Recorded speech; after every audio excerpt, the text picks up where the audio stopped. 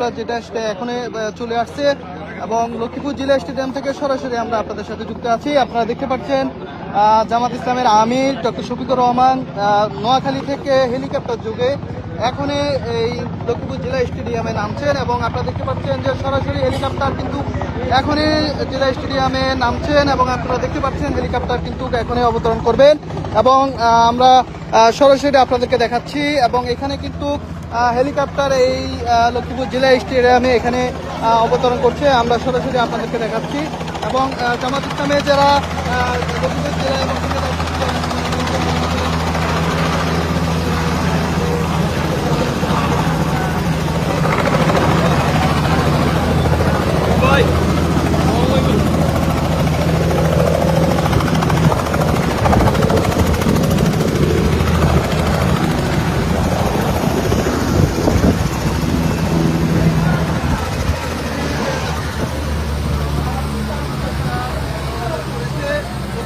স্টেডিয়ামে এখন আমরা দেখতে পাচ্ছি যে জামাত ইসলামের যারা নেতৃবৃন্দ যারা আছে এখানে এবং জামাত ইসলামের নিরাপত্তায় যারা নিয়োজিত প্রটোকলে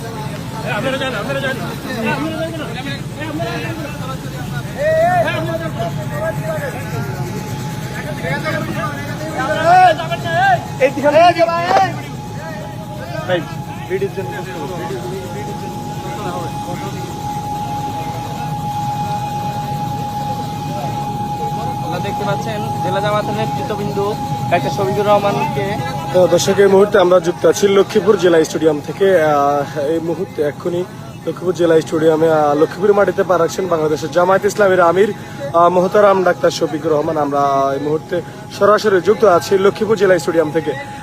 লক্ষ্মীপুর জেলা জামায়াতের নেতৃবৃন্দ জেলা মোহতারাম আমির ডাক্তার শফিকুর রহমানকে রিসিভ করে নিচ্ছেন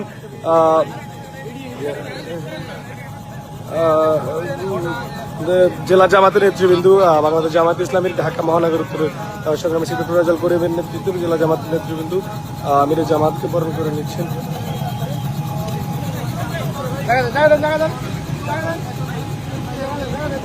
উনি এখন ওনার যে গাড়ি বহর আছে